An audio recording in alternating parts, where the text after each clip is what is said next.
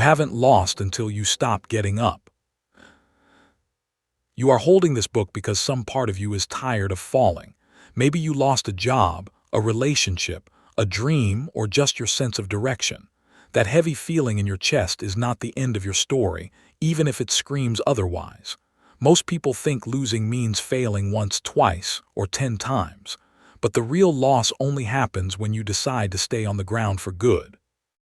This book was born from my own ugly falls, including a business crash that left me with empty pockets and a broken spirit. I learned that getting up is not about being strong all the time, but about being willing to look foolish while trying again. So before you read another word, promise yourself this: you will not close this book until you have taken at least one small step forward. The pages ahead are not filled with fancy tricks or magic formulas that fix everything overnight. Instead, you will find real stories, simple actions, and honest words that meet you right where you are today. Every chapter is designed to feel like a conversation with a friend who has been in the mud and made it out alive. You do not need to read this book in one sitting, because healing and growing take time and patience. Some days you will only handle one chapter, and that is perfectly fine and even smart. Other days you will race ahead because the words feel like they were written just for you. By the time you reach the final page, you will see that every fall you took was actually preparing you for this moment. Now take a breath, turn the page, and let us start the slow, beautiful work of standing up again. Chapter 1: The Dirty Secret About Successful People. Successful people fall down just as often as everyone else, and sometimes even more. The only difference is that they do not hide their falls or pretend they never happened. When a famous chef burns 3 restaurants before earning a Michelin star, that is not luck, but stubbornness in action. Most of us look at winners and think they had an easy road with no bumps or bruises. But the truth is that their path was full of cracks, potholes, and moments of deep embarrassment. They just learned to treat every fall as a normal part of the climb rather than a shameful secret. You have been lied to by social media and movies that show only the victory replay, never the practice misses. So let us agree right now that falling is not your weakness, but your proof that you are still playing the game. Think about a toddler learning to walk for the very first time in their life. That child falls more than 50 times a day, yet never calls themselves a failure or a loser. They simply get back up, wobble forward, and fall again without a single tear of shame. This is the dirty secret that adults forget. Falling is learning, and learning is how you grow stronger every single day. Successful people keep this childlike mindset even when their bills are due and their friends are judging them. They understand that every failed attempt is a flashlight showing them where the real hole in the road is hiding. You do not need to be fearless, but you do need to be willing to look ungraceful while you figure things out. That willingness to look foolish is actually the smartest thing you will ever own. Let me tell you about Marcus, a man who tried to start a small bakery 3 separate times. The first bakery burned down because of a faulty oven, and Marcus lost all his savings overnight. The second bakery failed because he trusted a partner who stole the money and ran away without a word. The third bakery opened in a bad location with no customers for 6 lonely months, and Marcus almost gave up forever. But instead of staying down, he worked nights as a cleaner while sleeping on his sister's couch. On his 4th attempt, Marcus finally found the right street, the right recipes, and the right crowd who loved his bread. Today he owns 6 bakeries and laughs when people call him an overnight success story. Marcus will tell you that his real success was not the bakeries, but the 4 times he refused to stay down. Now let us look at your own life and count your falls differently than you used to. Pull out a piece of paper and write down every big failure you remember from the past 5 years. Next to each failure, write one thing that you learned that you would not know otherwise. You will likely see that your so-called disasters actually taught you skills like patience, honesty, or careful planning. This exercise is not about feeling bad, but about reclaiming your falls as valuable teachers who charged a high price. Successful people keep this list close by and read it whenever they feel like a fraud or a failure. They know that each fall removed a blind spot that would have hurt them later in a bigger way. So today, you get to stop counting your LS and start counting your lessons instead. One of the most common traps that keeps people down is comparing their behind the scenes to someone else's highlight reel. You see the famous author on television, but you never saw the 17 rejection letters hidden in their drawer.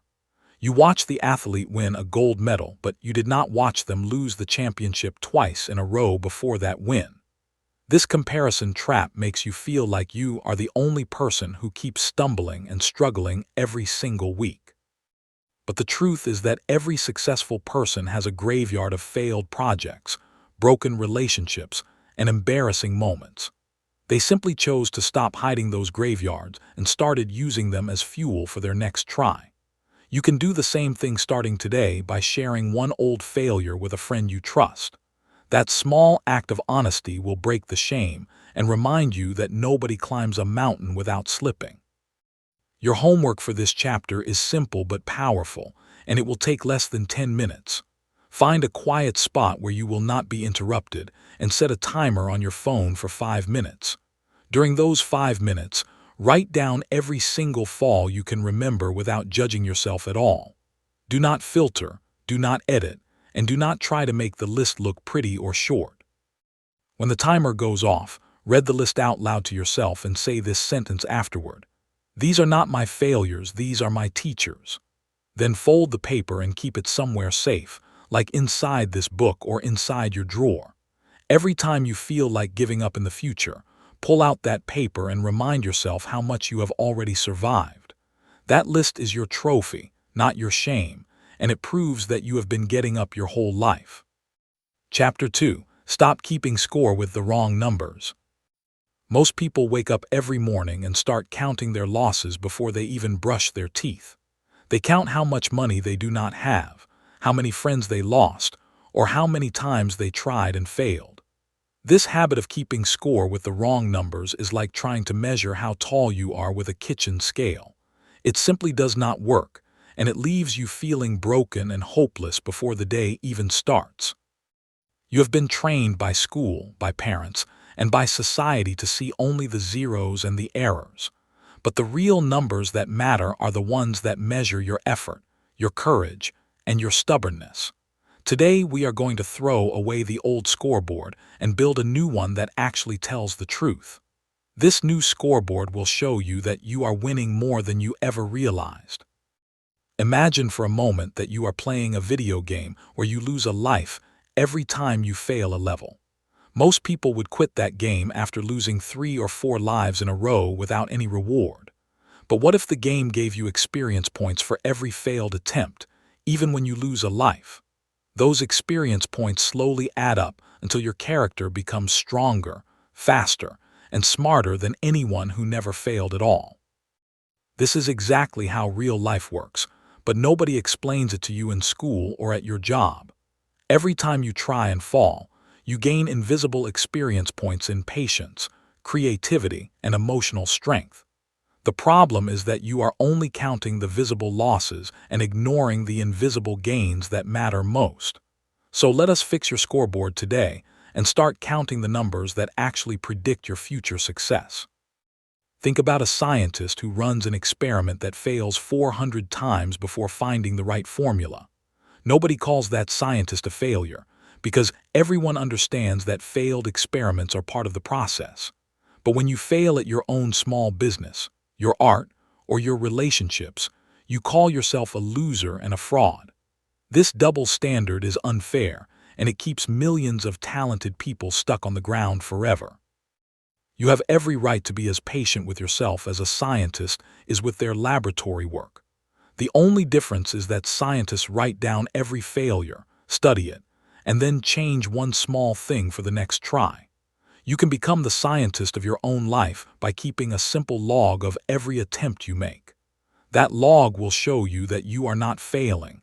You are just running experiments that have not worked yet. Let me share the story of Lisa, who applied for 40 jobs and received 39 rejection letters in a single year. Each rejection letter felt like a small death, and Lisa spent many nights crying on her bathroom floor. But instead of stopping, she created a new way of keeping score that saved her sanity and her future. Lisa started counting every application as a win, regardless of whether she got the job or not. She also counted every interview she earned, every new person she met, and every skill she learned along the painful way. By the end of that year, Lisa's scoreboard showed 40 attempts, 12 interviews, 7 new friends, and 3 new certifications. That scoreboard looked completely different from the old one that only showed 39 rejections. And on her 40th attempt, Lisa finally got the job, but by then she already knew she was a winner. You can create your own honest scoreboard starting today with nothing more than a notebook and a pen. Draw a line down the middle of a blank page and label the left side old numbers and the right side real numbers. On the left side, write all the traditional losses like rejections, mistakes, and things you did not get. On the right side, write every brave action you took, every lesson you learned, and every moment you did not quit. You will likely be shocked to see that the right side has far more entries than the left side ever could. This simple exercise rewires your brain to see progress instead of only seeing pain and emptiness. Do this scoreboard update every Sunday night for the next month, and watch how your motivation changes completely. You will start waking up feeling curious about what new numbers you can add instead of dreading another day. That shift in feeling is the secret door that leads from giving up to getting up. Your challenge for this week is to completely ignore the old scoreboard that your family or friends use to judge you. When someone asks you how things are going, you are allowed to answer with your real numbers instead of your fake losses. For example, you can say, "I tried 3 new things this week," instead of "I failed at all 3 things I tried." This small change in words will feel strange at first, and some people might not understand what you are doing. But the people who truly love you will celebrate your real numbers and start using them for themselves as well. Practice this new language for 7 days straight, and notice how your chest feels lighter and your feet feel steadier. You have been keeping score wrong for too long, and it is time to become the scorekeeper of your own game. Remember that the game is not over until you stop playing, and you have not even come close to stopping yet. Chapter 3: The Splat Point, Your Most Powerful Teacher. Right after you fall hard, there is a short moment of silence before the pain and the shame rush in. That brief moment is what I call the splat point, and it is the most powerful teacher you will ever meet. Most people miss this moment entirely because they jump straight into panic, blame, and self-hatred without stopping to breathe. But if you can learn to pause at the splat point, you will unlock wisdom that changes everything about how you fail. In that tiny window of time, your mind is clear and open like a fresh notebook with no writing on it yet. You have not decided what the fall means, and that undecided space is pure gold for your growth. The trick is to train yourself to freeze, breathe, and ask one golden question before the panic arrives. That question is simply this: what did the fall just teach me? Think about a time when you tripped on a sidewalk and scraped your knee in front of a crowd of people. Your first reaction was probably embarrassment, followed by anger at the crack in the sidewalk or your own clumsy feet. But if you had paused at the splat point, you might have noticed that you were looking at your phone instead of watching where you were going. That tiny piece of information is not about blame, but about data that can protect you from falling the same way again. The same thing happens with bigger falls like lost jobs, broken relationships, or failed businesses if you pause long enough to look. The fall itself is not the teacher, but the information hidden inside the fall is what makes you stronger. Every fall contains a clue, a warning, or a lesson that you would never see from a comfortable distance. Your job is not to avoid falling, but to become a detective who investigates every splat point for hidden treasure. Let me introduce you to the 3-second pause, which is a simple tool anyone can use after any kind of fall. As soon as you feel yourself hitting the ground, whether real or emotional, you press an imaginary pause button in your mind. Then you take exactly 3 slow breaths, counting each one silently from 1 to 3 in your head. During those 3 breaths, you do not speak, you do not move, and you do not judge yourself at all. You simply exist in the moment between the fall and the reaction, like a camera waiting to take a picture. After the third breath, you ask yourself the golden question without any pressure to answer it perfectly. You are not looking for a long explanation, but just one small clue that you did not notice before. That one small clue is often the difference between falling again tomorrow and rising stronger today. I learned the power of the Splat point after losing a huge client who represented half of my yearly income. My first instinct was to call everyone I knew and complain about how unfair the world was treating me. But something inside me whispered to pause, and I sat on my kitchen floor for 3 full minutes without moving at all. During those 3 minutes, I realized that I had ignored 5 warning signs that this client was not happy with my work. I had been so focused on the money that I stopped paying attention to the relationship, and that was the real lesson. If I had not paused at the Splat point, I would have blamed the client and learned nothing at all about myself. Instead, I learned that I needed to check in with every client every 2 weeks, no matter how busy I felt. That simple change came directly from a painful fall, and it saved my business from collapsing again 2 years later. You can practice the Splat point technique starting today with small falls before you need it for big ones. For example, when you burn your toast in the morning, pause for 3 seconds instead of getting angry immediately. Ask yourself what you learned, and the answer might be that you were rushing or that your toaster is breaking down. When you say something awkward in a conversation, pause instead of spiraling into embarrassment and replaying the moment over and over. Ask what you learned, and the answer might be that you need to listen more and talk less in certain situations. These tiny practices build a mental muscle that will be ready when a giant fall comes and tries to destroy your spirit. Within 2 weeks of practicing on small falls, you will start noticing the Splat point automatically without even trying.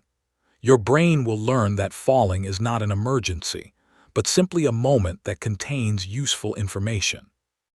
This shift alone will make you braver, calmer, and more excited to try difficult things that scare other people away.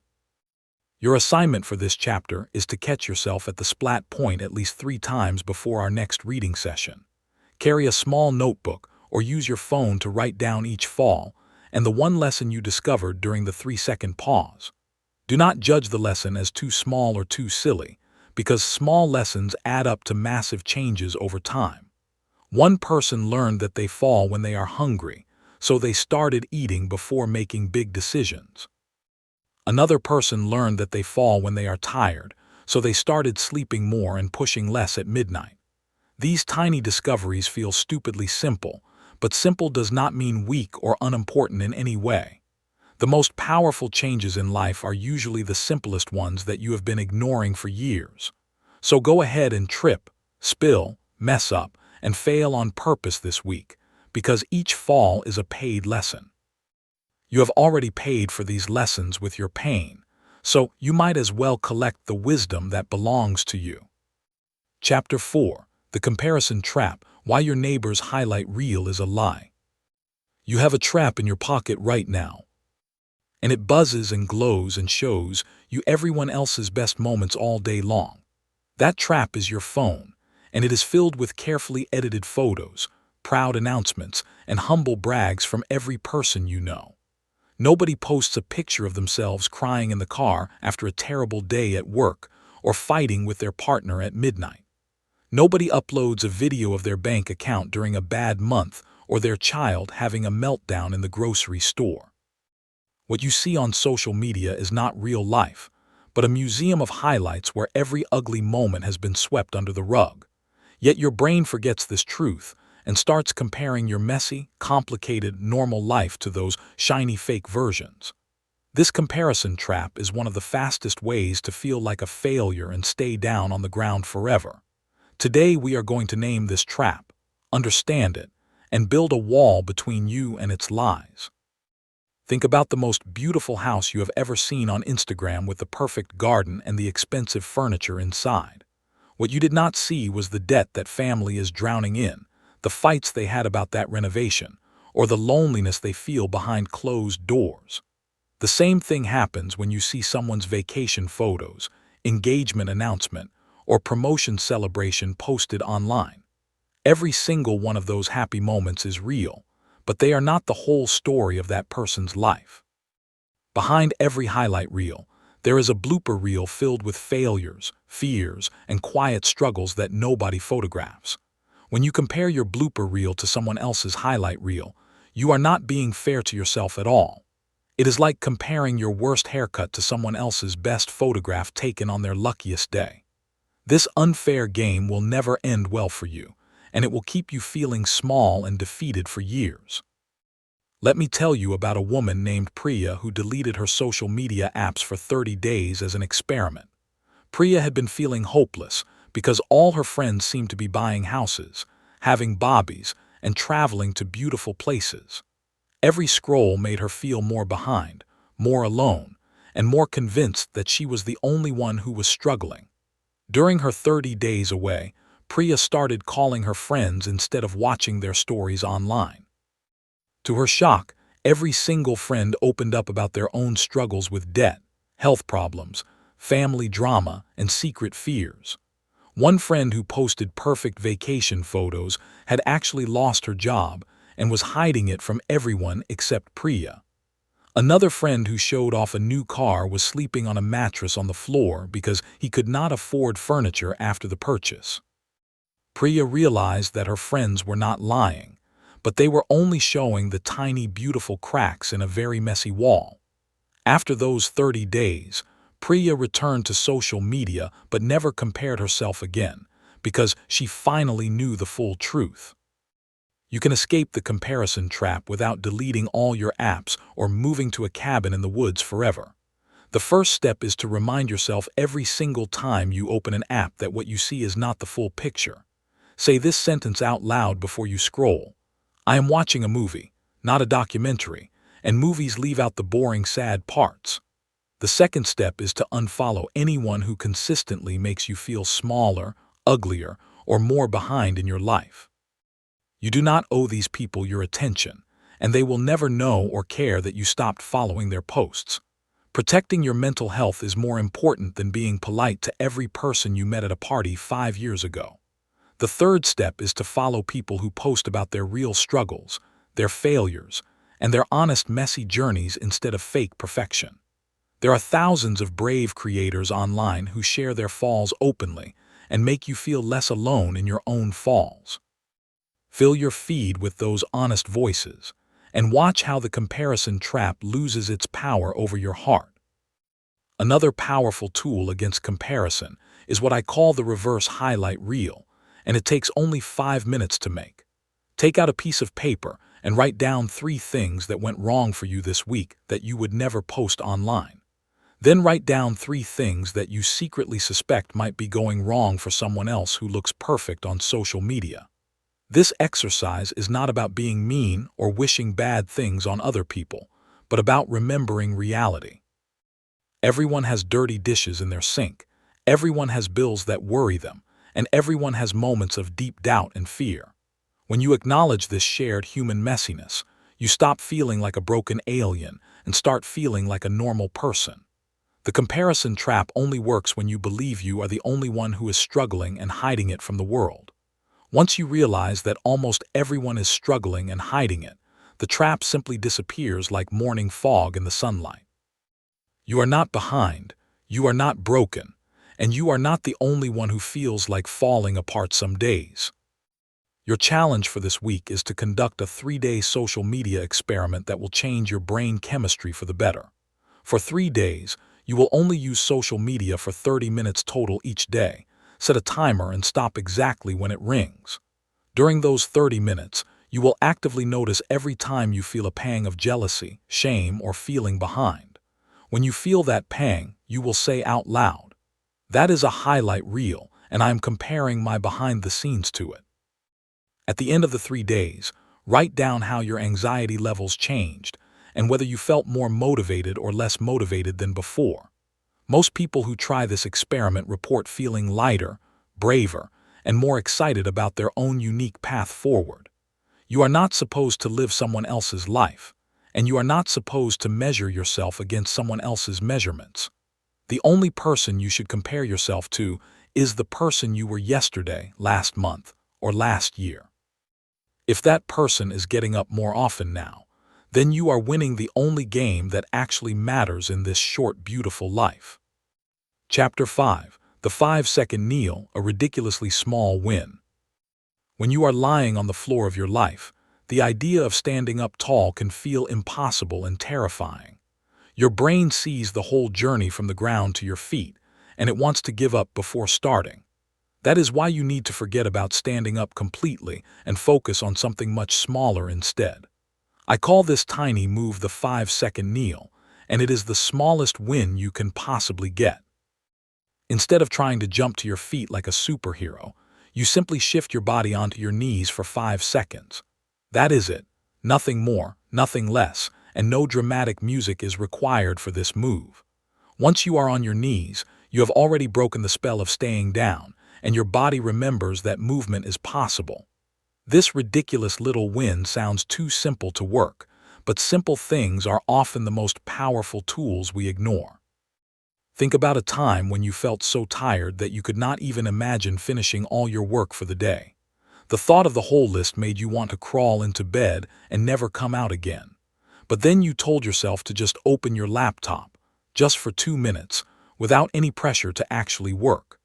Those 2 minutes turned into 20 minutes, and 20 minutes turned into a finished project that surprised you completely.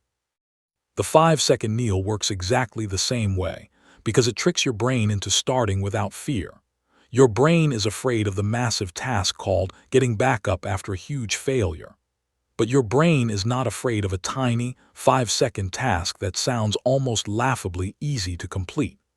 Once you complete the tiny task, your momentum kicks in, and the rest of the getting up happens almost by accident. This is the secret that marathon runners know, that you do not run 26 miles, you just run the next single step. Let me tell you about a single father named Carlos who lost his wife and his job in the same terrible month. Carlos spent 3 weeks lying on his couch, not showering, not eating, and barely speaking to his young daughter. The thought of getting up and rebuilding his life felt like climbing a mountain made of broken glass and sadness. One day his daughter crawled onto his chest and whispered that she was hungry, and Carlos felt something crack inside his chest. He told himself that he could not fix his life, but he could kneel on the kitchen floor for 5 seconds while his daughter watched. So Carlos rolled off the couch, crawled to the kitchen, and knelt on the cold tile floor for 5 full seconds.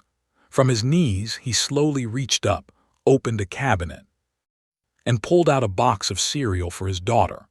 That tiny kneel did not fix his grief, but it broke the spell of staying down, and Carlos never fully lay down again. Today, he runs a support group for widowed parents, and he teaches everyone the 5-second kneel as their first step home. You can practice the 5-second kneel right now, even if you are not currently lying on the floor of your life. Find a spot in your home where you can safely lower yourself to the ground and then onto your knees. Set a timer for 5 seconds and simply stay on your knees until the timer beeps softly at the end. Notice how your body feels during those 5 seconds, and notice that nothing terrible happened to you at all. Now stand up slowly and notice how much easier the standing felt because you already did the hard part of starting. This practice builds a neural pathway in your brain that connects falling to moving instead of freezing.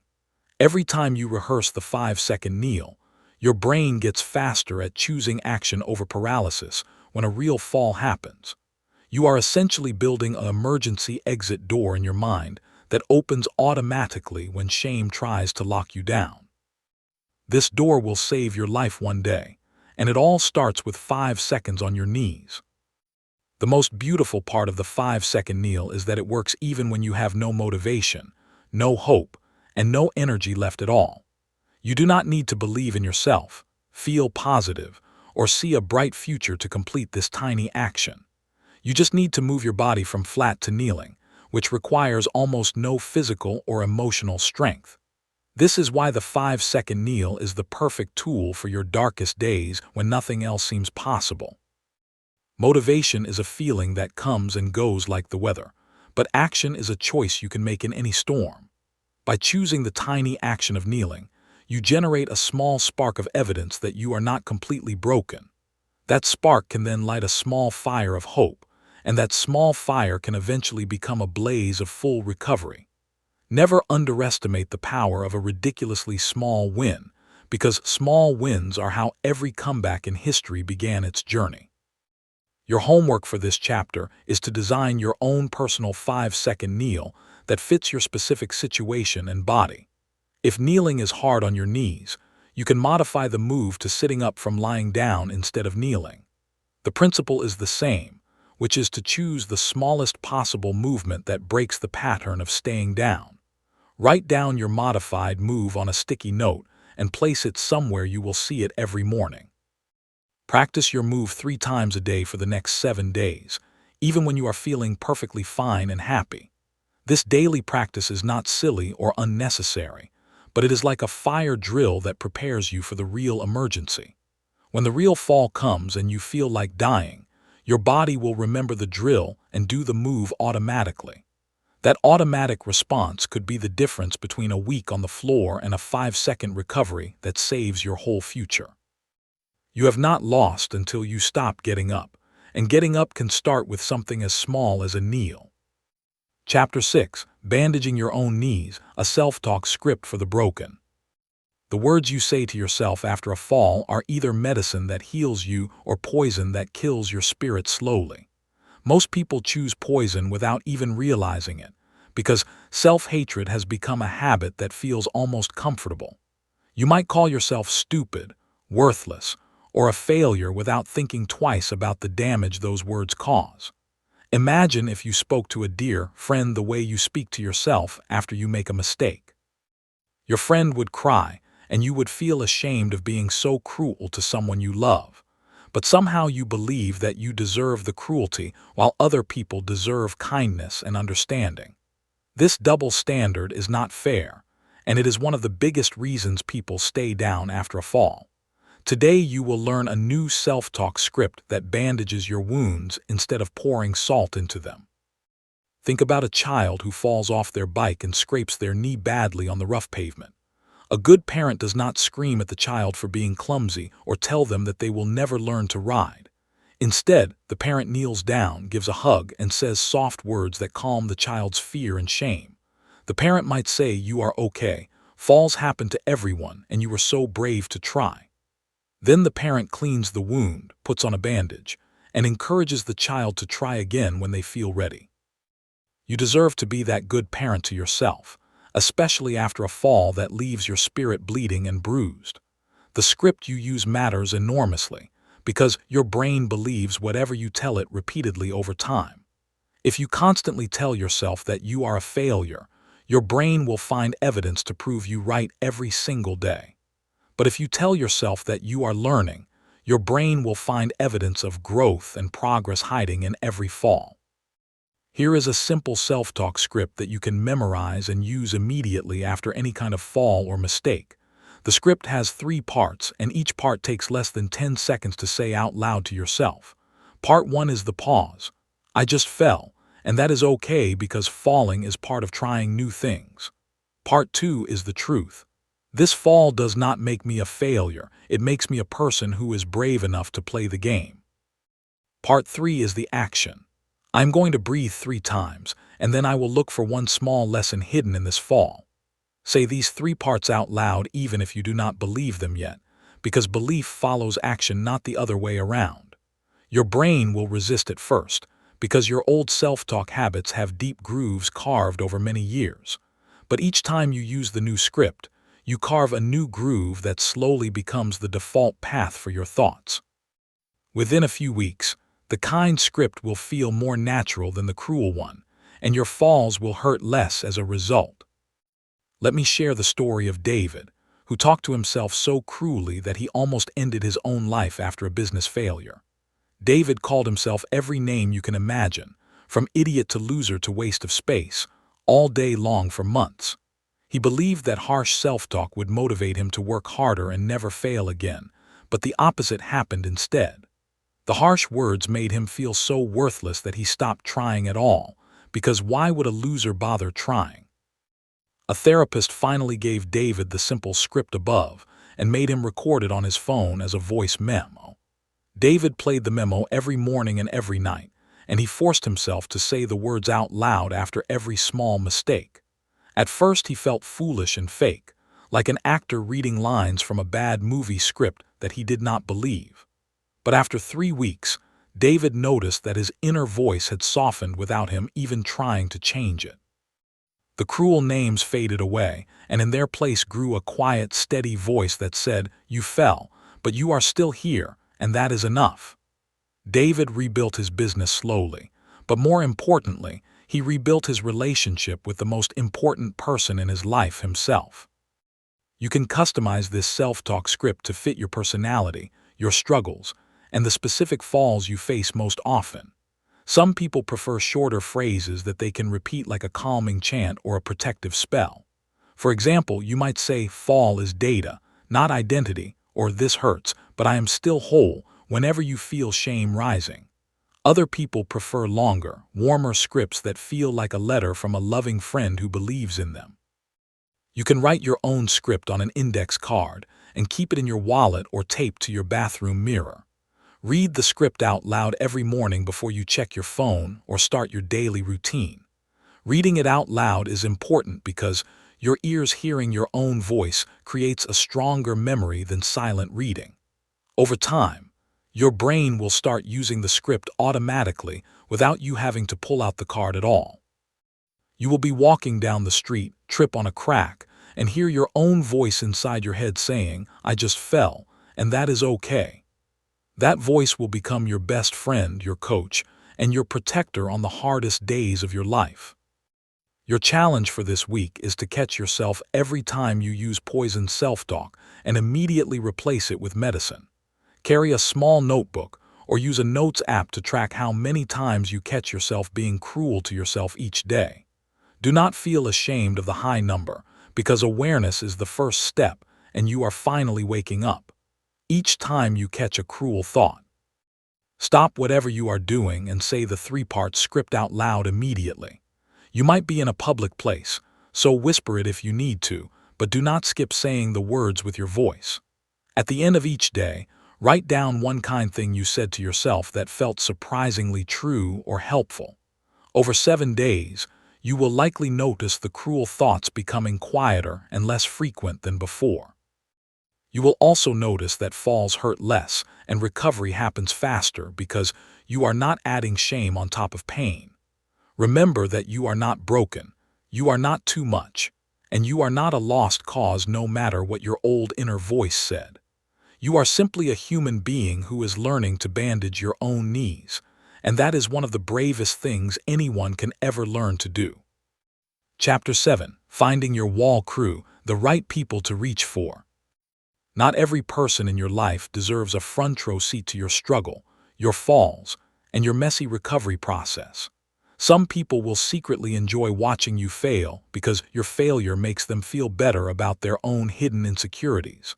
Other people will panic when you fall and accidentally make you feel worse because they do not know how to handle pain. And some of the kindest people in your life will simply not have the strength to hold you up right now. None of these people are evil or bad, but they are not the right people to reach for when you are down.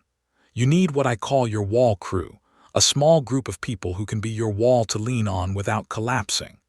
Finding these people and learning to reach for them is a skill that will save you years of suffering alone. Today you will learn how to identify, build, and use your wall crew so you never have to get up by yourself again. Think about a wall made of bricks that has stood for 50 years through storms, heat, and heavy weight leaning against it. That wall does not crumble when you lean on it, because it was built specifically to hold weight and provide support. Your wall crew are human walls who have shown you that they can handle your hard moments without falling apart themselves. They do not need to fix you, save you, or tell you what to do, because that is not their job at all. Their only job is to stay steady, listen without panic, and remind you that you are not alone in this fight. You might have one such person in your life, or you might have 3, but you do not need a large crowd. Quality matters far more than quantity when it comes to people who will watch you fall and help you rise again. A single solid wall is worth more than 100 people who disappear the moment you show your brokenness. Let me tell you about a man named James who learned about wall crews the hard way after his divorce left him shattered and alone.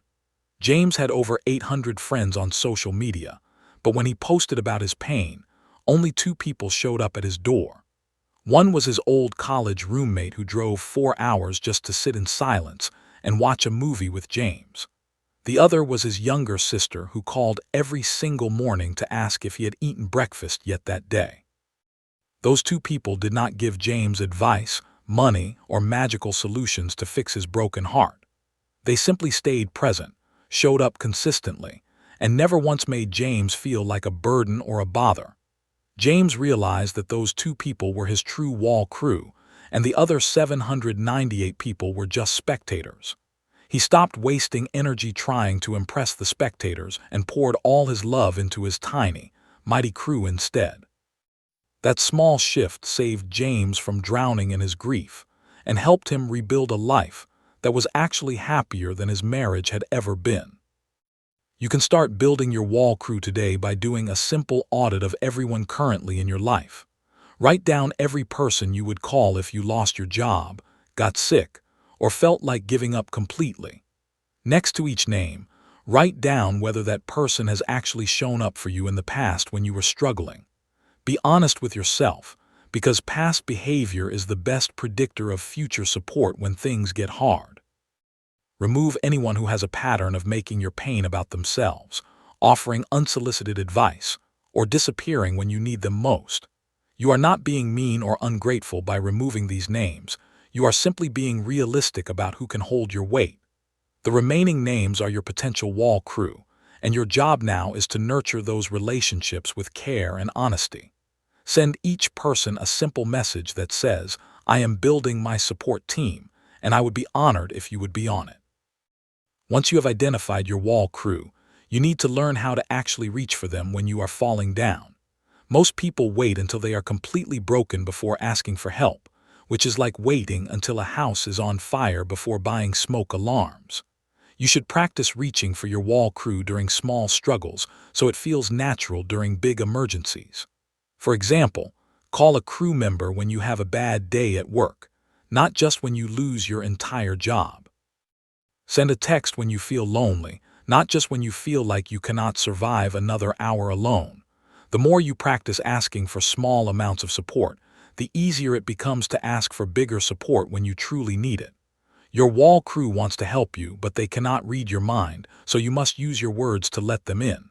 A simple sentence like, "I am struggling today, can you just sit with me for 10 minutes?" is enough to open the door. That door leads to connection, and connection is the strongest medicine for a spirit that has fallen down too many times. Your homework for this chapter is to identify at least one wall crew member and have an honest conversation with them this week. Tell this person that you are learning to get up faster after falls and that you want them on your team.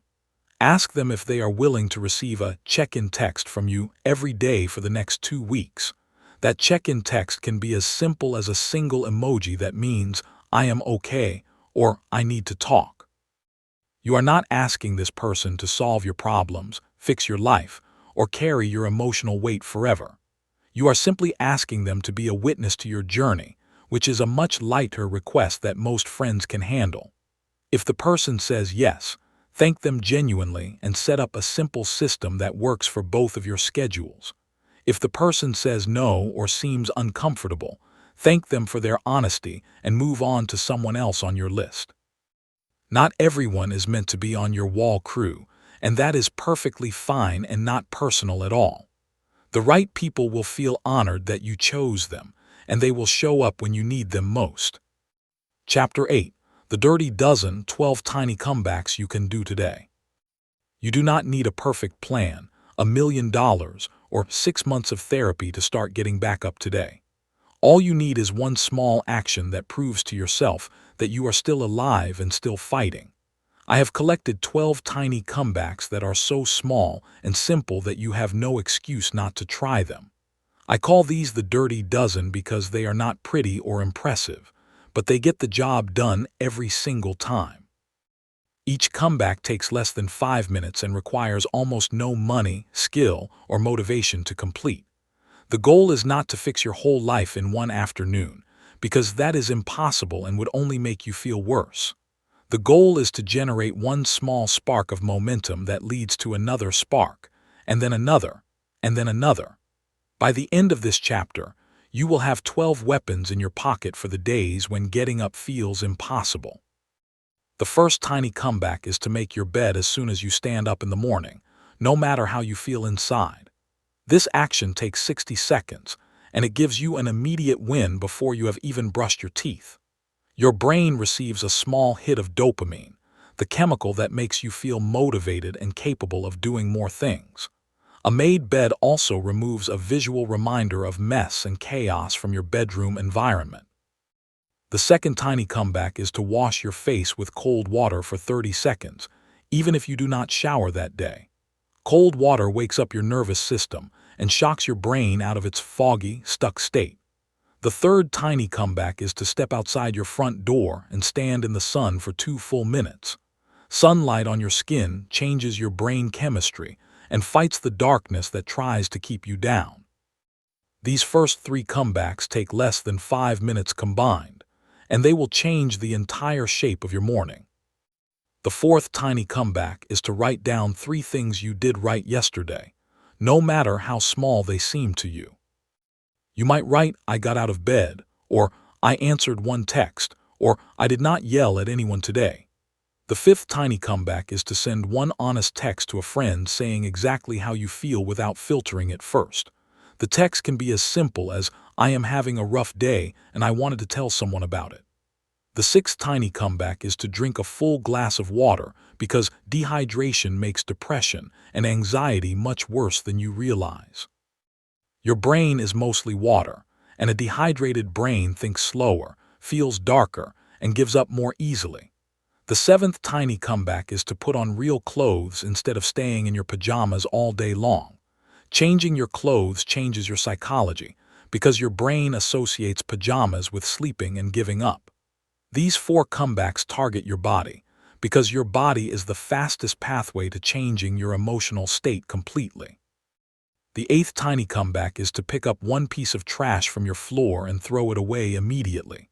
Just one piece, not the whole room, not the whole house, not the whole life that feels like a disaster zone.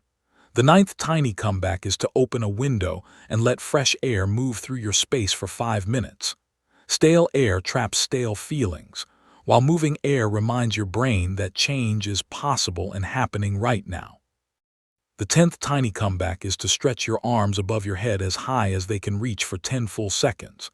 This stretch opens your chest, expands your lungs, and signals to your body that you are not in a protective curled-up ball anymore.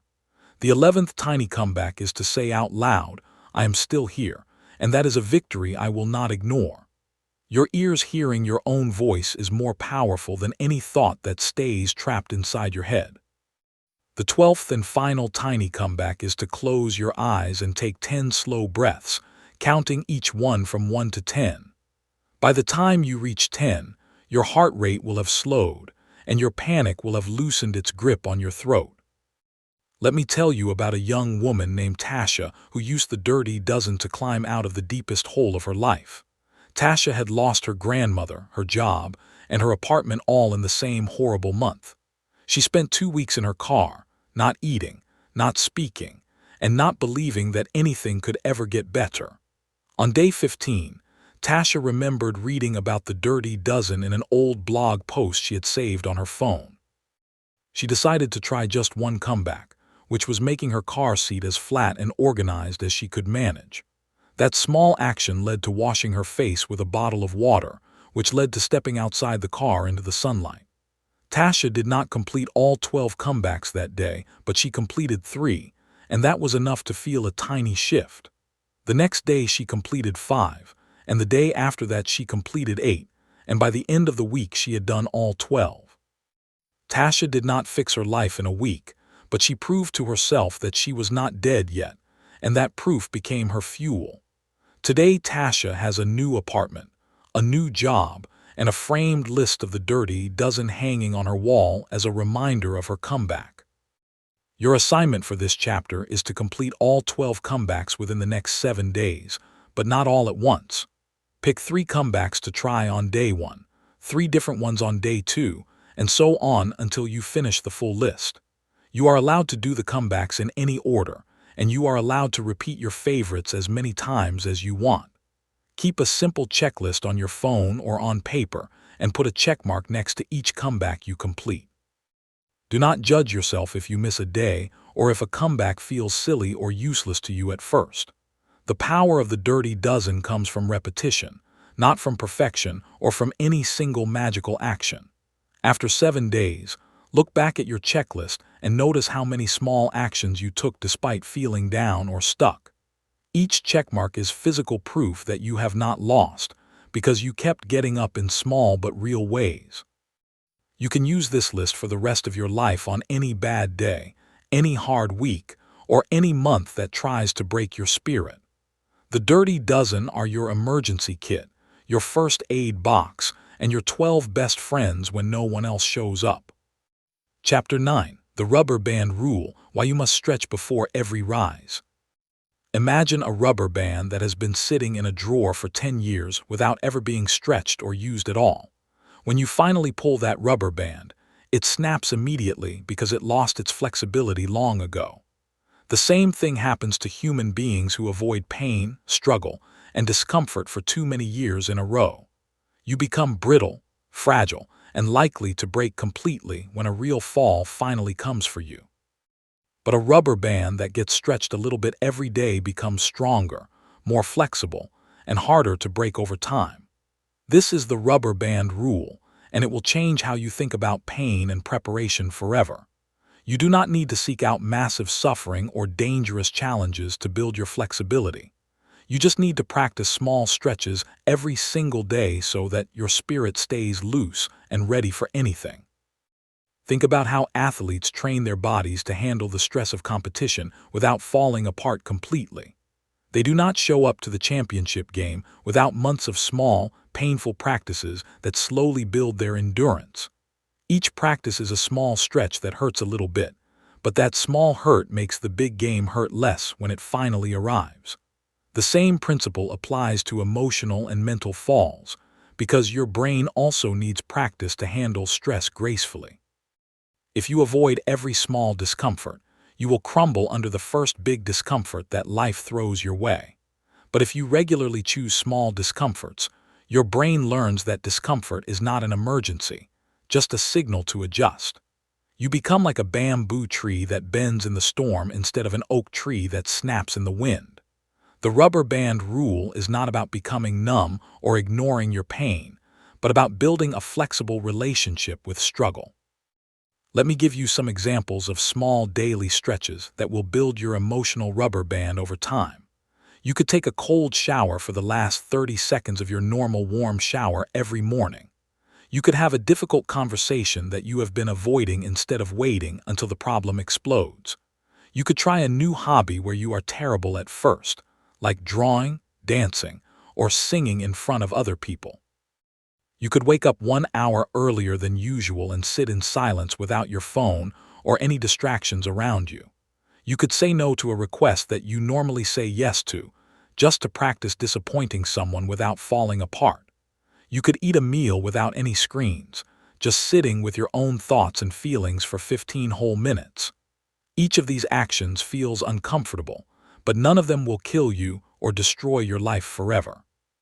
Each small stretch makes your rubber band longer and stronger, so that when the big fall comes, you bend instead of break. I learned the rubber band rule after watching my friend Alina survive a cancer diagnosis that would have destroyed most people completely. Alina had spent years before her diagnosis practicing small stretches that seemed strange to everyone around her. She took polar plunges in cold lakes, went on silent meditation retreats, and deliberately put herself in new situations where she felt awkward and scared. When the cancer came, Alina did not fall apart or scream, "Why me?" or sink into permanent despair and hopelessness.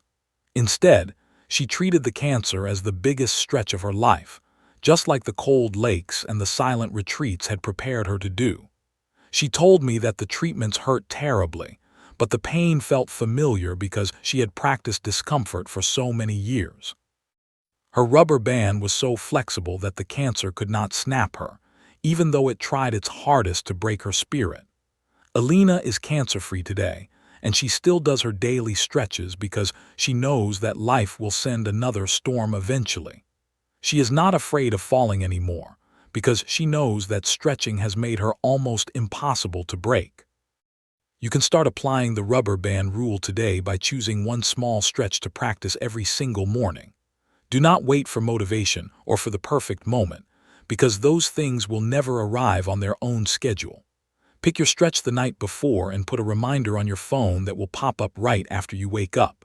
Your stretch should feel uncomfortable but not terrifying, like a 2 out of 10 on the fear scale, not a 9 out of 10. For the first week, do your chosen stretch for only 1 minute. Because even 1 minute counts as training for your rubber band. Each week, add 1 more minute or choose a slightly harder stretch that pushes you a little bit further outside your comfort zone. Keep a simple log of your daily stretches and notice how your confidence grows alongside your discomfort tolerance. You will start to notice that old fears feel smaller, old triggers feel weaker, and old falls feel easier to survive. This is not because life got easier, but because you got stretchier, bendier, and harder to break no matter what comes. The rubber band rule is not a punishment, but a gift you give to your future self who will face storms you cannot even imagine yet. Your homework for this chapter is to design your own personal 30-day stretching plan using the ideas above. Write down 30 small stretches, one for each day of the month, and put them in a jar or a box that you can pull from randomly. Every morning, pull one stretch from the jar and complete it before you eat breakfast or check your phone. Do not argue with the stretch, negotiate with it, or replace it with an easier version that feels more comfortable. Trust that your rubber band needs all kinds of stretches, not just the ones that feel good or make sense to your logical mind. At the end of 30 days, take a moment to reflect on how your relationship with discomfort has changed completely.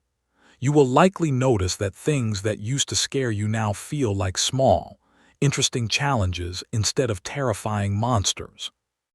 You will also notice that when a real fall happens, your first reaction is not panic, but a calm thought that says, "I have trained for this."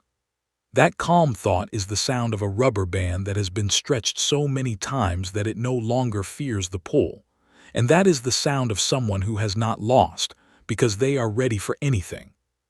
Chapter 10. Keeping a Scar Journal, your trophy case of hard things. Most people try to forget their painful past, to bury it, or to pretend that it never happened at all. They believe that healing means erasing the memory of every fall, mistake, and heartbreak from their history. But this approach does not work, because buried pain does not disappear, it just grows roots underground and poisons everything above. There is a better way, a braver way, that honors your pain without letting it control your future. I call this method the Scar Journal, and it is one of the most powerful tools in this entire book. A scar is not an open wound that still bleeds and hurts every single day. A scar is proof that a wound healed, that you survived, and that your body knew how to repair itself. Your emotional scars deserve the same honor, which is why you will create a trophy case for every hard thing you have survived. Think about a soldier who keeps their medals in a special box or a runner who keeps their race numbers pinned to a wall. Those objects are not pretty or valuable to anyone else, but they tell a story of struggle and victory that matters deeply. Your Scar Journal works the same way, because it holds the stories of every fall that did not destroy you forever. Each page is a medal that says, "I went through this, and I am still standing here today writing about it." The act of writing about your scars changes how your brain processes the memory of the painful event. Instead of hiding the memory in a dark corner where it can grow scary and distorted over time, you bring it into the light. In the light, the memory becomes smaller, less powerful, and easier to understand without shame or fear. You are not reopening a wound by writing about it, because a scar is already healed and ready to be touched. You are simply acknowledging that the wound existed and that you are tougher because of it. Let me show you exactly how to start your scar journal using nothing more than a blank notebook and a pen. On the first page, write the date and a short title that names the hard thing you survived. For example, you might write "The day I lost my job," or "The breakup that broke my heart," or "The year I could not get out of bed." Then write 3 to 5 sentences describing what happened, but only the facts, not the dramatic feelings. Next, write 3 to 5 sentences describing how you felt at the time, using honest words like scared, angry, ashamed, or hopeless. Then write 3 to 5 sentences describing how you got through it, even if your getting through it was messy and imperfect. Finally, write 1 sentence that states what that scar taught you, or how it changed you, or what it proved about your strength. Close the page with a small drawing of a scar shape, like a zigzag line or a circle with a dot in the middle. That drawing is your medal, your trophy, and your proof that you have already survived something hard. I want to share my own scar journal entry from the worst fall of my life, so you can see how this works in real life. The title was "The Year My Business Died and Took My Identity with It." The facts were that I lost every client in 1 month, ran out of savings, and had to move back into my childhood bedroom. The feelings were shame so heavy I could not breathe, fear so loud I could not sleep, and loneliness so deep I thought I would disappear. How I got through it was one tiny step at a time, starting with the 5-second kneel that I described earlier in this book. I called my sister every day even when I had nothing to say, and I let her sit in silence with me on the phone for hours. The scar taught me that my identity was never my job or my money, but my stubborn refusal to stop getting up no matter what. That scar drawing in my journal is a zigzag line that looks like a broken heart sewn back together with messy stitches. Every time I look at that page, I do not feel pain, but I feel pride, because I am holding a trophy that I earned with my own blood and tears. You might be thinking that your scars are too small, too embarrassing, or too private to write down in a journal. But let me tell you a secret that will save you years of unnecessary suffering and shame.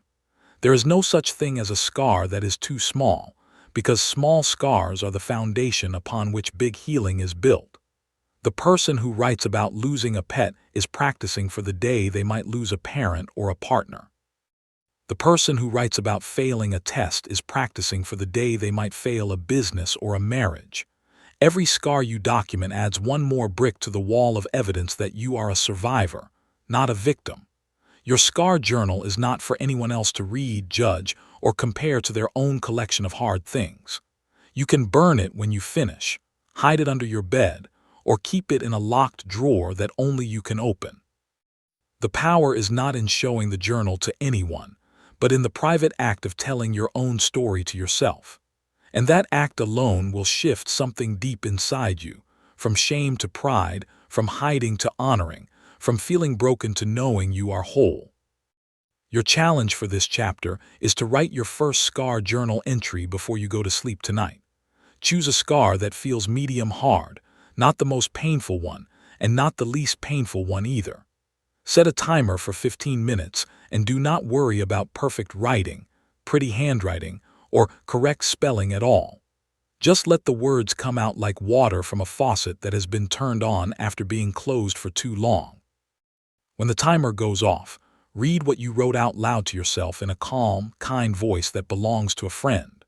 Notice how your body feels after reading, and notice if the memory feels lighter or heavier than it did before you wrote it down. Most people report feeling a strange sense of relief, like they have finally stopped carrying a rock that was never theirs to carry. Put the journal somewhere safe and promise yourself that you will write another entry next week, and then another after that. Over time, your scar journal will become your most precious possession, because it holds the story of someone who refused to stay down. And that someone is you, rising page by page, scar by scar, until the word survivor feels too small and you start calling yourself something else entirely, a thriver. Chapter 11. The Afterfall Audit, a 4-question review that kills regret. Most people handle a fall in the worst possible way, which is to run away from it and never look back at all. They want to forget the fall happened, pretend it was a nightmare, and hope that the next attempt goes better by magic. But running away from a fall means leaving behind all the lessons, clues, and wisdom that the fall was trying to give you. This is why so many people keep falling in the exact same way over and over again for their entire lives. They never stop to ask why the fall happened, what it revealed, or how to change so it does not happen again. Today you will learn a simple tool called the Afterfall Audit that takes less than 15 minutes to complete. This audit consists of 4 powerful questions that you ask yourself within 48 hours of any significant fall. These 4 questions will kill regret, destroy shame, and turn every single fall into a masterclass for your future self. Think about a pilot who lands a plane safely after an engine failure during a terrible storm. That pilot does not just walk away and forget about the scary event forever. Instead, the pilot participates in a detailed debriefing where every decision, every second, and every mistake is examined carefully. The pilot does this not to feel shame or to be punished, but to make sure the next flight is safer for everyone on board. You deserve the same level of care and respect for your own falls, whether they are small stumbles or giant crashes. The Afterfall Audit is your personal debriefing, your pilot review, and your chance to learn without punishment or blame. You are not a bad person for falling, but you are wasting your pain if you refuse to learn from the fall. The 4 questions will guide you through this debriefing in a way that feels curious, not cruel, and forward-moving, not stuck in the past. The first question of the Afterfall Audit is this: what exactly happened, without any storytelling or blame attached to it? Write down the facts like a reporter would write them, just the who, what, when, and where without any dramatic words. For example, do not write, "I ruined everything because I'm a stupid failure who never does anything right." Instead, write, "On Tuesday at 2 p.m., I sent an email with the wrong attachment, and my client was upset about the mistake." The second question is this: what was I feeling right before the fall, and did those feelings play a role in what happened? Maybe you were tired, hungry, rushed, scared, or trying to impress someone who does not actually matter at all. The third question is this: what can I change next time to make this fall less likely to happen again? This question is not about perfection, but about one small adjustment, like setting a reminder, asking for help, or slowing down. The fourth and final question is this: what did this fall prove about me that I should feel proud of instead of ashamed? Maybe it proved that you tried something hard, that you took a risk, or that you cared enough to be disappointed by the outcome. Let me walk you through a real afterfall audit from a woman named Rosa who failed her driving test 3 times in a row. Rosa was ready to give up forever and accept that she would never drive a car or have that freedom in her life. But before quitting, she sat down and asked herself the 4 questions with the help of a patient friend who believed in her. For question 1, the facts were that she failed parallel parking twice and then made a rolling stop at a stop sign on her 3rd try. For question 2, her feelings before each test were extreme panic, racing heart, and a voice in her head screaming that she was going to fail.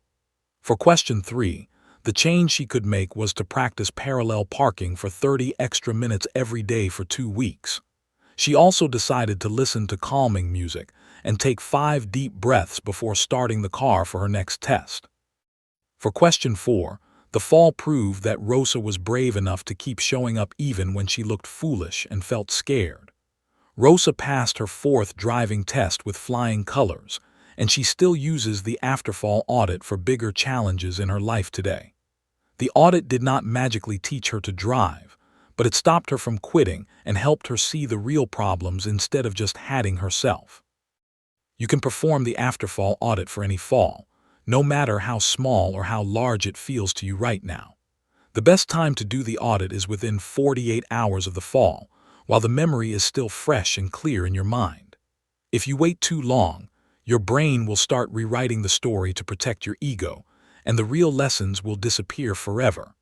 Find a quiet place where you will not be interrupted, and set a timer for 15 minutes to complete all 4 questions. Write your answers on a piece of paper or in the Notes app on your phone, whatever feels easiest and most private to you. Do not share your answers with anyone unless you trust that person to be curious and kind instead of judgmental or bossy.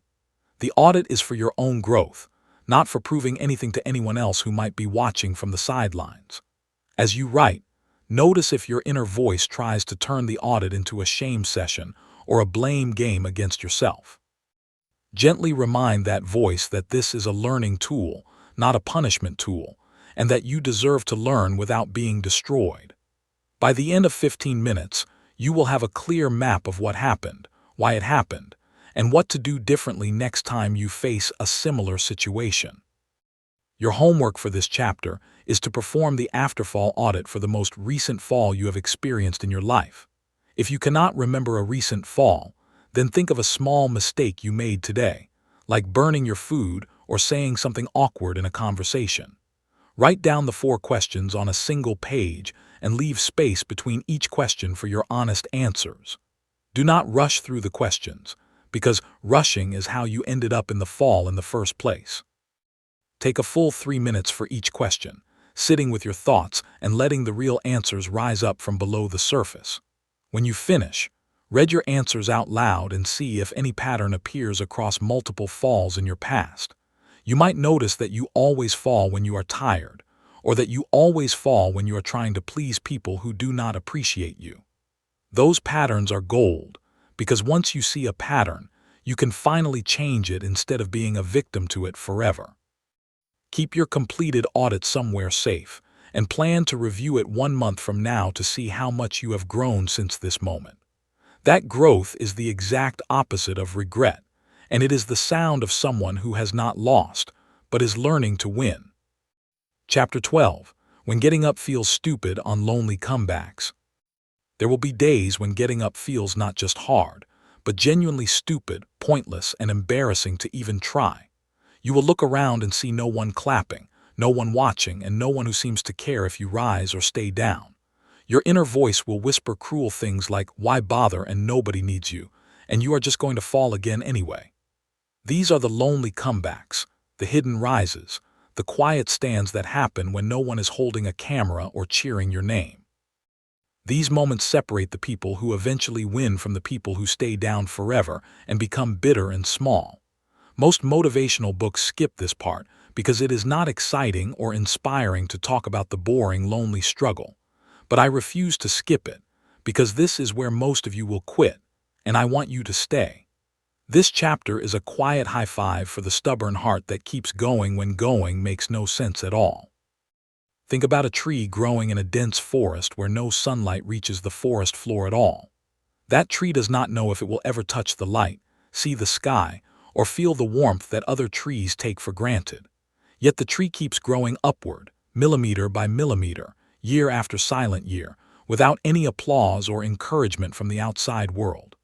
The tree does not grow because it is sure of success, but because growing is what trees do, and stopping would be a slow death. Your lonely comebacks are the same, because you do not rise because you are sure of victory or praise. You rise because staying down is a slow death of your spirit, and you would rather die trying than die hiding. The people who achieve amazing things almost always have a long stretch of lonely comebacks that no one ever sees or celebrates. Those stretches are not wasted time, but the hidden foundation upon which every public victory is eventually built. Your lonely comeback today might feel stupid, but it is the exact same muscle that will lift you into the light years from now. Let me tell you about a man named Andre who spent 3 years writing a novel that almost no one read after he published it. Andre worked every night from 10 p.m. to 2 a.m. after his day job as a janitor cleaning office buildings.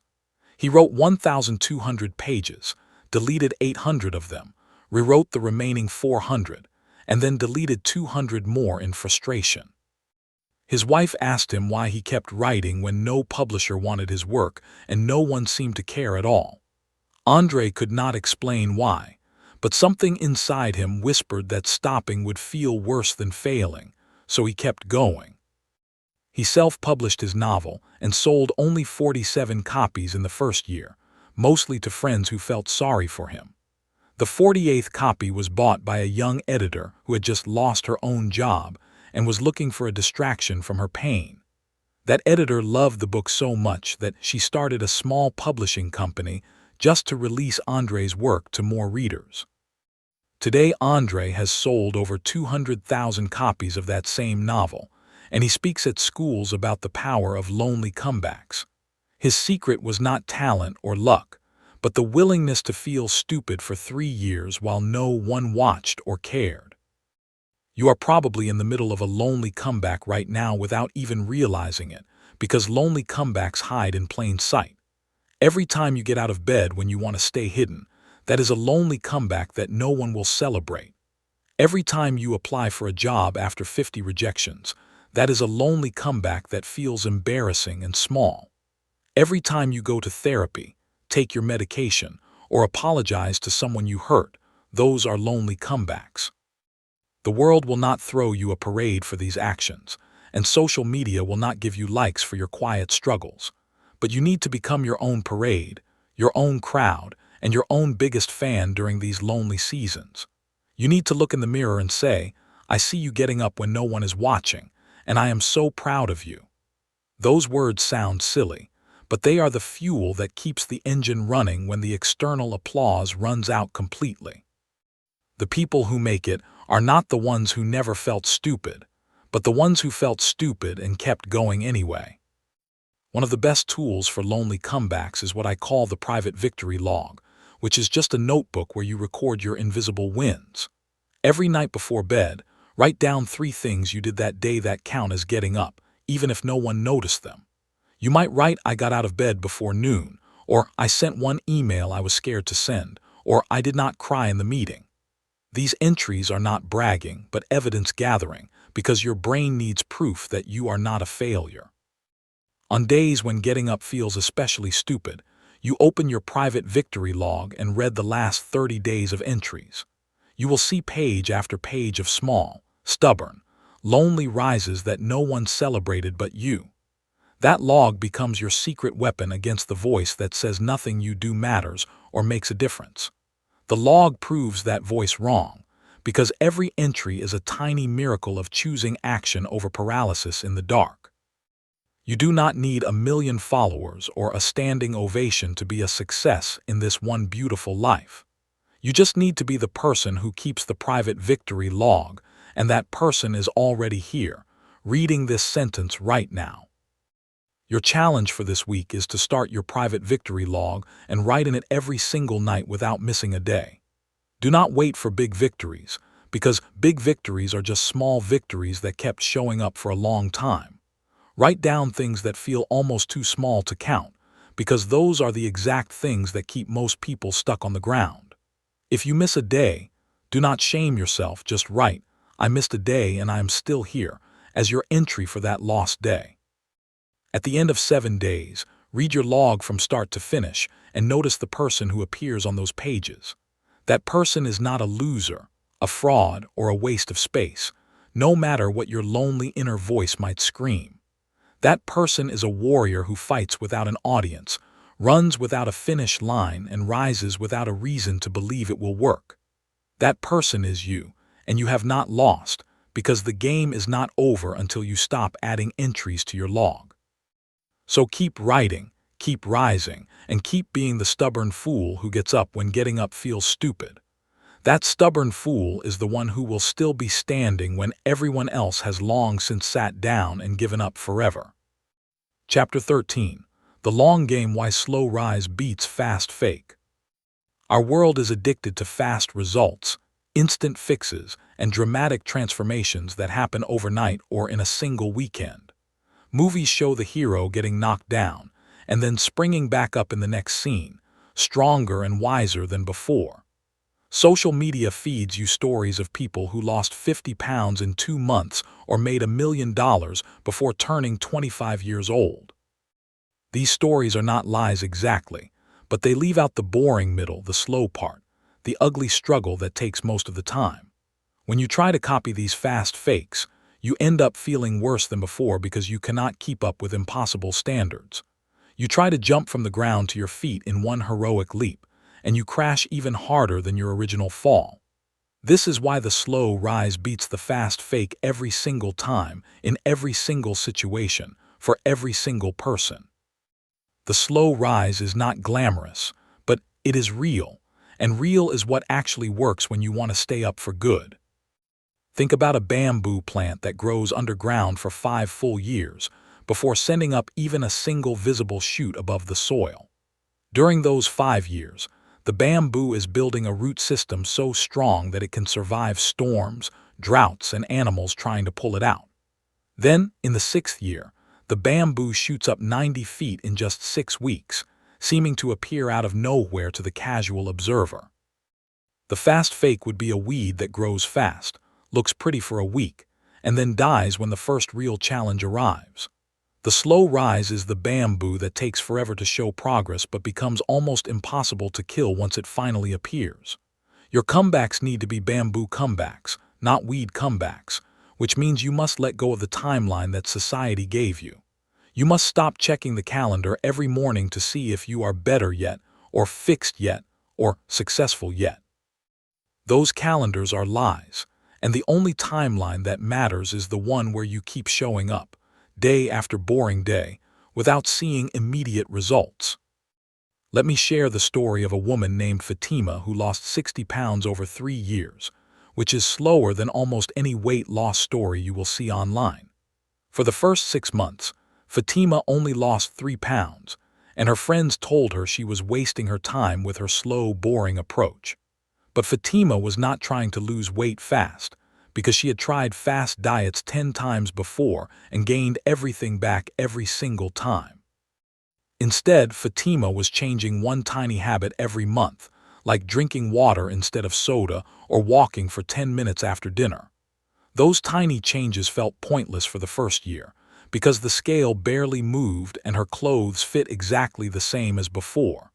But in the second year, the changes started compounding, like interest in a bank account that finally begins to earn real money. In the third year, Fatima lost 30 pounds without even trying, because her new habits had become automatic and easy and natural. Today, Fatima has kept the weight off for 5 years, while her fast diet friends have gained back everything and more.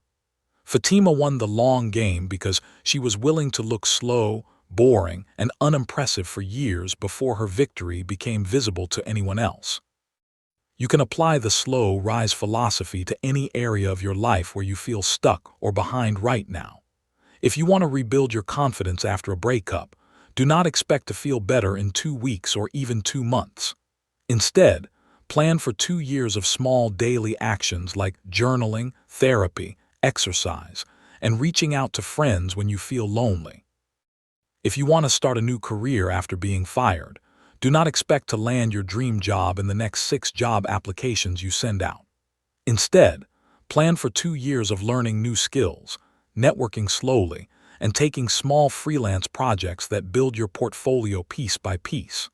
If you want to heal a broken relationship with your family, do not expect one apology or one conversation to fix everything overnight. Instead, plan for 2 years of small, consistent actions like phone calls, honest letters, and showing up even when the other person is not ready to forgive you yet.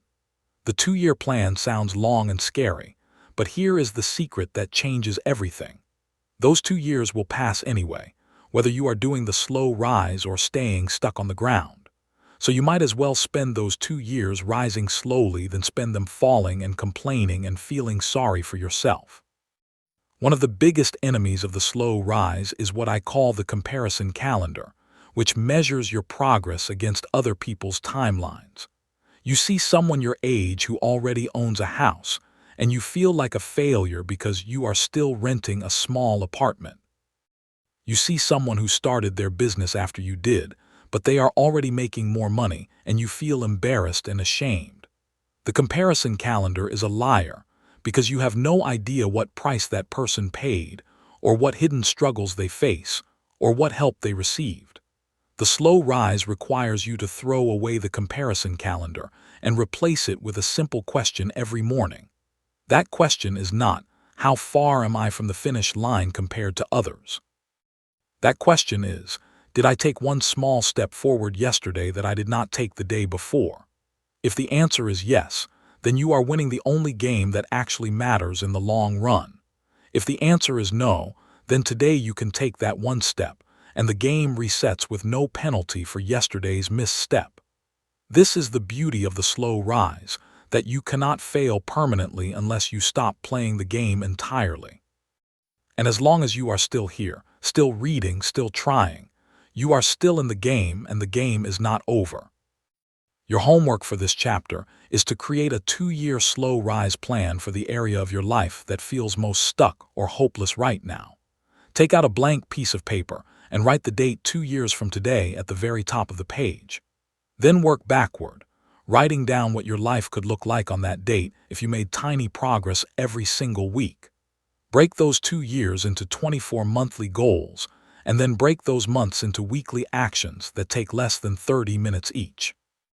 Your weekly actions should feel almost too easy, like send one networking email, or walk for 15 minutes 3 times, or write one page of my book. If an action feels hard or scary, break it into an even smaller action until it feels laughably simple to complete. Tape this 2-year plan to your wall or your fridge where you will see it every single morning when you wake up. Then execute your tiny weekly actions without worrying about speed, comparison, or whether anyone else is impressed by your progress. After 6 months of this slow, boring work, look back at where you started and notice how far you have actually traveled. You will likely be shocked because slow rise works, and it works because it does not quit, and it does not quit because it never asks too much of you at once. That is the secret that fast fakes will never understand, and that secret belongs to you now forever. Chapter 14. Your next fall is already planned, and that's good news. Most people live in constant fear of the next fall, the next failure, the next thing that will knock them down again. They tiptoe through life trying to avoid every crack in the sidewalk, every risky decision, every chance of embarrassment or loss. This fear does not protect them, but it exhausts them, shrinks them, and steals the joy from their days and nights. The truth is that your next fall is already planned, already scheduled, already waiting for you around the corner of your life. You cannot avoid it, dodge it, or hide from it, no matter how carefully you walk or how small you make yourself. This sounds like terrible news, but I promise you that it is actually good news once you understand it fully. When you accept that falls are guaranteed, you stop wasting energy on the impossible job of avoiding them. Instead, you use that energy to prepare for them, welcome them, and even thank them when they finally arrive. Think about a surfer who knows with absolute certainty that they will fall off their board many times during every single surfing session. The surfer does not stand on the beach crying about the future falls or trying to design a surfboard that never tips over. Instead, the surfer accepts the falls as part of the sport, practices falling safely, and learns how to get back on the board quickly. The surfer might even enjoy the falls because each fall teaches something about balance, timing, and reading the waves more accurately. Your life is exactly the same as surfing, except that you have been pretending that you are supposed to stay standing forever without ever falling. That pretending has made you afraid of the water, afraid of the waves, and afraid of looking foolish in front of other people on the beach. The moment you accept that falls are coming, your fear drops by 50% or more almost instantly. You stop tiptoeing and start walking boldly, because you know that falling is not an emergency but a normal part of the sport called being alive. Let me show you how to prepare for your next fall so that it hurts less and teaches more than any fall you have taken before. Step 1 is to admit that a fall is coming, so you stop being surprised when it arrives and acting like the universe is picking on you personally. Step 2 is to build a fall kit that contains everything you will need during the first hour after a future fall happens. Your fall kit could include a list of your wall crew members' phone numbers, the self-talk script from Chapter 6, and the Dirty Dozen checklist from Chapter 8. Step 3 is to rehearse your fall response when you are calm and happy, not when you are already in crisis and panic mode. Run through a mental movie of yourself falling, pausing, using the self-talk script, and calling one person from your wall crew. Step 4 is to thank the fall ahead of time for the lessons it will bring, even though you do not know what those lessons are yet. This step sounds strange, but it rewires your brain to see falls as gifts instead of curses that ruin your life forever. Step 5 is to promise yourself that you will never, ever waste a good fall by refusing to learn from it or by staying down too long. I want to tell you about a business owner named Marcus who planned for his next fall so thoroughly that it became boring when it finally happened. Marcus had been through 3 business failures before he finally succeeded, and he knew a 4th fall was probably coming eventually. Instead of living in fear, Marcus created a document called the Next Crash Protocol that spelled out exactly what he would do when the fall came. The protocol included who he would call, what he would say to himself, what he would eat, and what he would do for exercise during the hard days.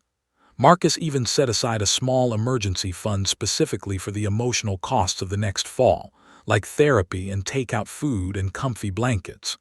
When the fall finally came, and one of his biggest clients went bankrupt without paying him, Marcus felt something strange instead of panic.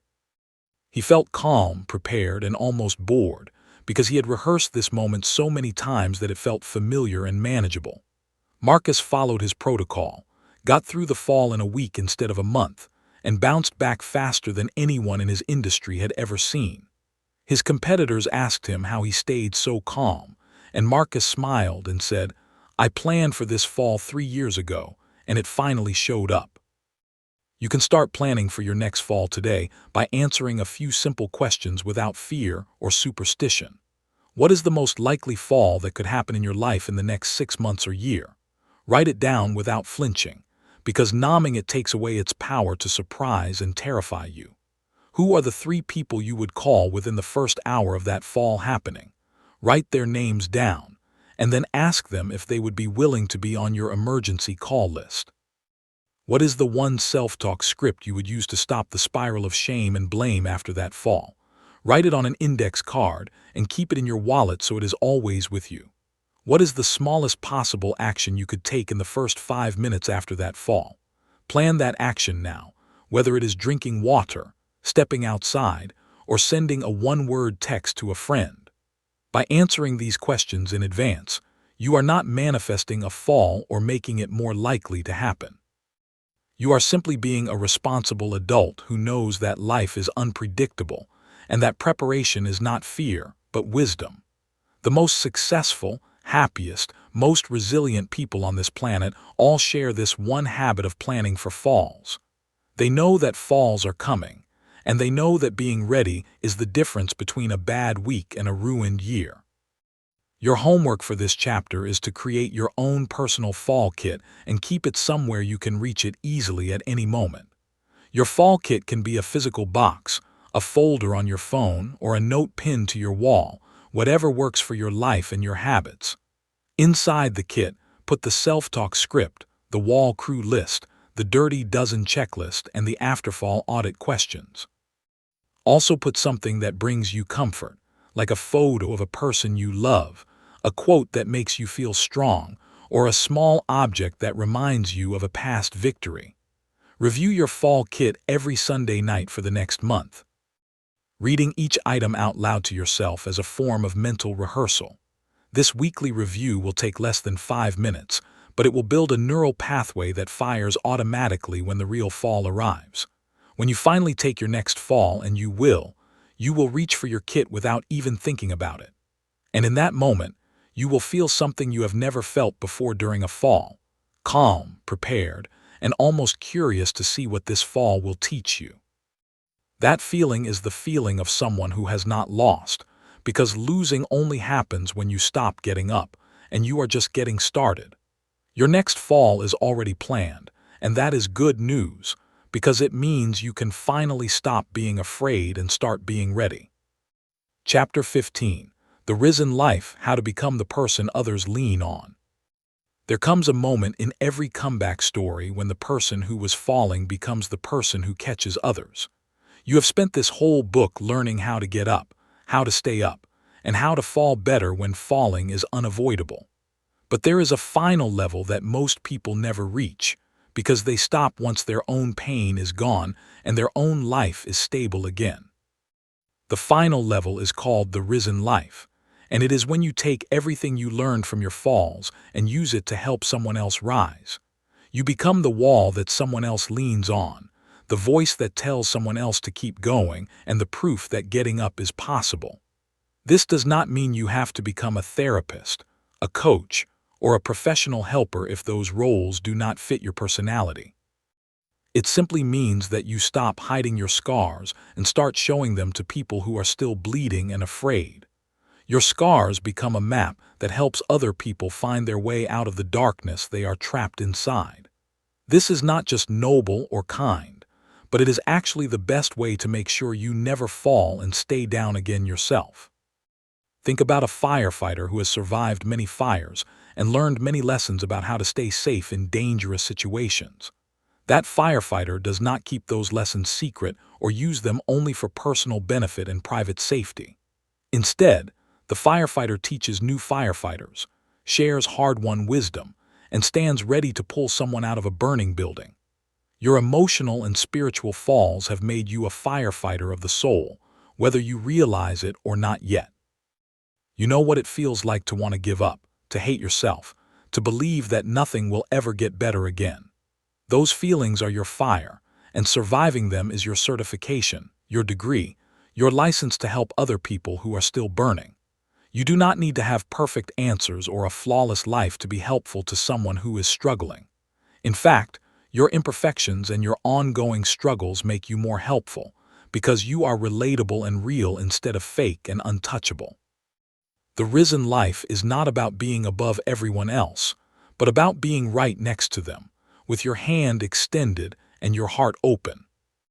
Let me tell you about a woman named Gloria who became a beacon for others after spending 5 years barely surviving her own depression. Gloria had lost her marriage, her career, and nearly her life to a darkness that felt endless and inescapable at the time. She got up slowly using almost every tool in this book, and after 3 years of the slow rise, she finally felt stable and even happy sometimes. One day, a younger woman at her gym broke down crying on the treadmill, and everyone else looked away in discomfort and embarrassment.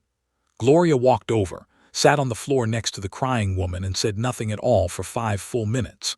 When the woman finally looked up, Gloria simply said, "I have been where you are, and I am still here, and you will be too." That small sentence, delivered without any advice or pressure, changed something in the crying woman's heart forever. Gloria started a small weekly meeting in her living room where people could come and just sit together without having to pretend they were fine. Today, that meeting has grown into a nonprofit organization that serves hundreds of people struggling with depression and loneliness. Gloria never planned to be a helper, but her scars became a ladder that other people could climb, and that ladder saved lives she will never even know about. You do not need to start a nonprofit organization or change hundreds of lives to live the risen life yourself. The risen life can look as simple as sending a text to a friend who is struggling, saying, "I have been there, and I am not judging you." It can look like sharing one of your old failures at a dinner table so that someone else feels less alone in their current shame. It can look like leaving an honest review for a book or a podcast that helped you, so that other people can find the same help when they need it. It can look like holding space for someone to cry without trying to fix them, rush them, or make them feel better in that exact moment. The risen life is not about having a title, a certificate, or a certain number of followers on social media at all. The risen life is about the small, daily choice to turn your pain into purpose and your scars into service for other people. Every time you help someone else rise, you remind your own brain that getting up is possible, normal, and worth doing again and again. This creates a beautiful cycle where helping others helps you, and helping you helps you help others, and the cycle never has to end. One of the most powerful tools for living the risen life is what I call the Scars Resume, which is a list of every hard thing you have survived and what it qualified you to do for others. For example, Surviving a divorce might qualify you to listen without judgment to a friend who is considering leaving their unhappy marriage. Surviving a business failure might qualify you to mentor a young entrepreneur who is terrified of making the same mistakes you made. Surviving an addiction might qualify you to sit with someone on their first day of recovery when they feel like dying from shame and withdrawal. Your Scars Resume is not about bragging or making your pain into a competition with other people's pain. Your Scars Resume is a reminder that you have value to offer, that you are not useless, and that your suffering was not meaningless or wasted. Write your Scars Resume today, and keep it somewhere you can see it when you feel worthless or invisible or forgotten by the world. Then look for small opportunities to use one scar to help one person in one small way this very week. That one small act will light a fire in your chest that no fall can ever extinguish, because helping others rise is the most powerful way to ensure that you never stop rising yourself. Your final homework for this entire book is to perform one act of the risen life within the next 7 days. This act does not need to be huge, dramatic, or noticed by anyone except you and the person you help. It could be as simple as writing an honest social media post about a fall you survived, so that someone else feels less alone. It could be as simple as sending a voice memo to a friend who is struggling, telling them that you believe in their ability to get up again. It could be as simple as leaving a copy of this book in a public place with a note that says, "For whoever needs this today." After you perform your act, take 5 minutes to write down how it felt to use your scars for someone else's benefit. Notice whether your own pain felt lighter, smaller, or more meaningful after you turned it into a gift for another person. Notice whether you felt more connected, more valuable, and more certain that your falls had a purpose after all. This feeling is the risen life, and it is available to you every single day for the rest of your life. You are not a victim, you are not a failure, and you are not broken beyond repair or beyond use. You are a risen person, and risen people help other people rise, and that is how the world heals one small act at a time. So go ahead, take your scars, and become the wall that someone else leans on today, because you have not lost until you stop getting up, and now you get to help others never stop getting up either. Conclusion. You have traveled through 15 chapters of falls, rises, and everything in between, and you are not the same person who opened this book. The person who started reading was tired, bruised, and maybe even convinced that staying down was the only option left on the table. But you kept turning pages, kept trying the exercises, and kept showing up for yourself even when it felt silly or hard. That alone proves that you have not lost, because losing only happens when you close the book and never open it again. Every chapter gave you a tool, a story, or a perspective that you can carry into the rest of your life. Not just into your next fall. The 5-second kneel, the dirty dozen, the afterfall audit, the scar journal, and the risen life are now yours forever. You do not need to remember every detail, because the most important lesson is simple and fits inside a single sentence. The lesson is this: you are not defined by how many times you fall, but by how many times you choose to get back up. So here is your final instruction, and it is the only one that truly matters now that the book is ending.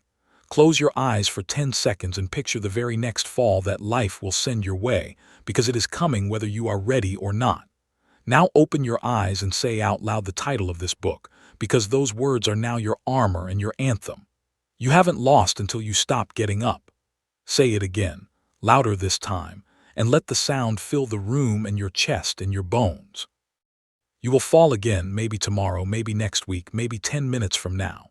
But falling is not the end, failure is not your identity, and the ground is not your home. Your home is the motion of rising, the rhythm of standing, the stubborn, beautiful habit of choosing up over down. Take one final breath, close this book, and go live the life that your falls have been preparing you for all along. You are ready, you are strong, and you have absolutely not lost. Now go get up, one more time and then again, forever.